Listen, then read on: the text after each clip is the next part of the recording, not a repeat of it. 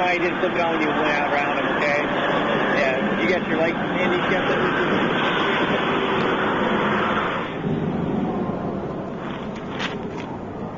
John, there's that. You any question on that? Just go on. Okay. Okay? All right, cool. You guys have a safe trip back, okay? All right, thanks a lot. You have a good day. See you.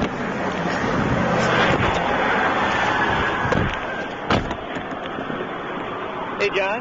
Yeah. You have time for just a couple quick questions? You have time for a couple quick questions? Yeah, what's up? Do you have anything illegal in the car? I swear to God we don't. Okay. Did you get any drugs? No drugs. Nothing.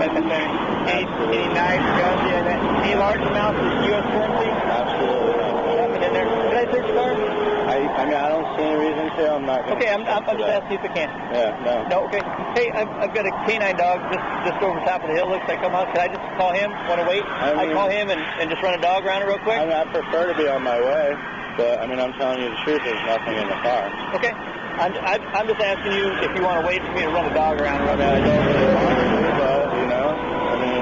I'd like to. I mean, do I have the right to say no to that? You do. Okay, well, I prefer to be on my way. Okay. That's what it says. Wait, John, you seem like you were really nervous.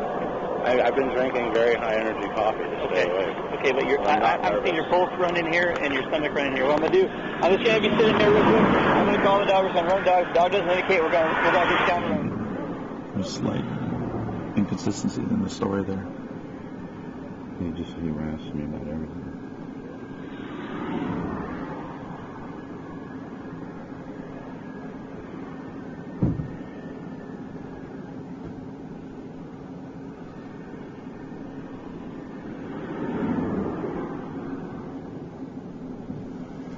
They got our phones now too, so they're gonna get our locations out of it, unfortunately. I wouldn't talk in here. Huh? So I wouldn't talk in here.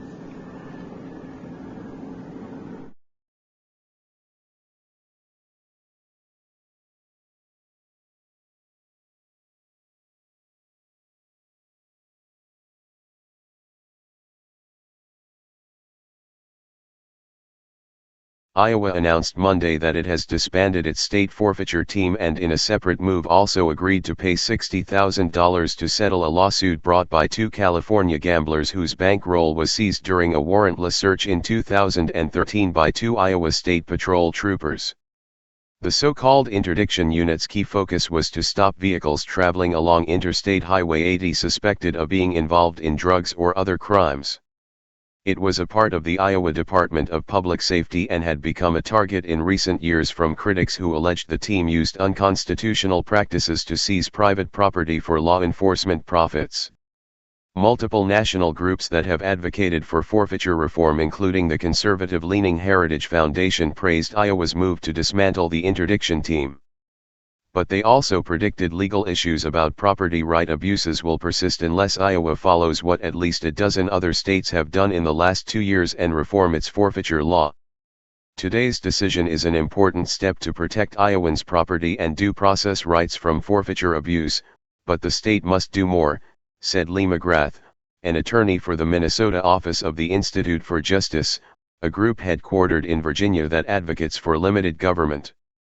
Civil forfeiture is a legal procedure that allows law enforcement to confiscate money or goods without criminal charges or convictions. Until the 1980s, its use was generally limited in scope and targeted convicted drug kingpins. But critics contend changes in federal and state laws over the last 4 decades have led to so-called policing for profit situations.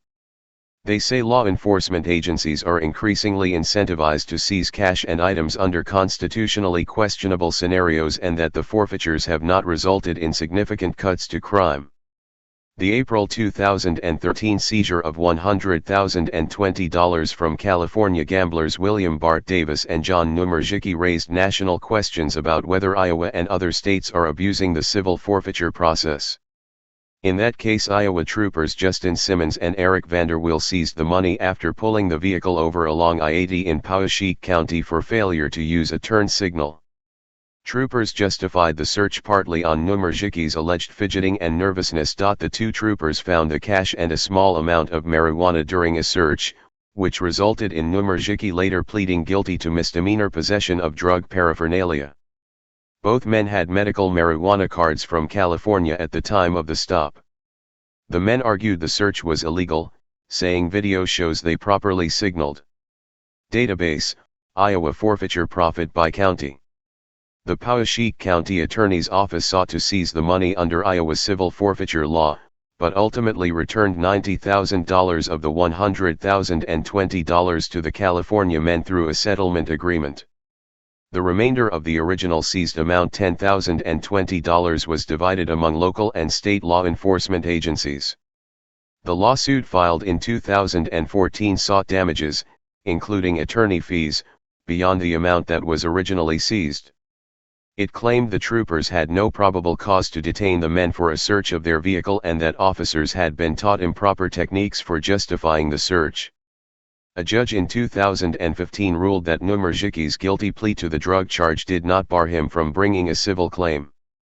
Assistant Attorney General Jeffrey Peter Zolak recommended Monday's $60,000 settlement in light of the complexity of the case and the potential exposure to the state. The settlement is on top of the $90,000 that was already returned to the gamblers. Jeff Thompson, also of Iowa Attorney General Tom Miller's office, told the board Monday that the Iowa Department of Public Safety had disbanded the interdiction team. He said state and local law enforcement agencies may continue to pursue forfeitures but not under the concerted effort of the longtime interdiction team. He said the decision to disband was not based on Monday's settlement. The interdiction team, essentially led to a number of stops and seizures, Thompson said. The whole process, that whole concept, has been somewhat under attack. The interdiction team was dismantled because of increased personnel demands, including increased focus to reduce Iowa traffic deaths, said Sergeant Nathan Ludwig of the Iowa State Patrol. There are no plans to resurrect the team. The troopers assigned to the interdiction unit have been reassigned to general patrol duties, he said. Ludwig did not respond to a specific question about how or who made the ultimate decision to end the interdiction team. Ben Hams, a spokesman for Governor Terry Branstad, said the governor was not involved in the decision. Glenn Downey, the attorney for the two gamblers, said he believes the state's actions to settle the case while simultaneously ending its interdiction team coincide, despite Thompson saying the two were independent decisions. The true importance of this lawsuit was that it forced the state of Iowa to re-examine its decades-long practice of pushing the constitutional boundaries of the state's civil asset forfeiture law and to disband the Iowa Drug Interdiction Team, Downey said Monday. The three-member Iowa Appeal Board State Treasurer Michael Fitzgerald, State Auditor Mary Moseman and Iowa Department of Management Director Dave Roederer unanimously approved Monday's settlement. A series of Des Moines Register investigations following the 2013 stop shows Iowa law enforcement now confiscates cash, vehicles, and real estate from at least 1,000 people each year, many without criminal charges. State and local governments reported fewer than 24 such cases each year in the 1980s, the reports showed. The seizures have pumped more than $55 million in cash to state and local law enforcement agencies in Iowa, often the same departments that are confiscating the money. An ongoing lawsuit alleges widespread abuse in Pottawatomie County, and state legislators from both parties have called for the end of the civil forfeiture practice, some advocating that seizure only be used in cases involving criminal charges or convictions. U.S. Senator Chuck Grassley of Iowa has also pursued a limit to forfeitures at the federal level and continues with those efforts. Jason Sneed, a policy analyst for the Heritage Foundation, based in Washington, D.C., contends civil forfeiture is still useful in narrow circumstances that could include situations when someone is granted criminal immunity in exchange for testimony. But even in those cases, the burden of proof should be upon the government, he said. We've always taken the position that civil forfeiture should still exist, but it needs, in most cases, to be rather radically reformed to get it back to its original purpose, Sneed said.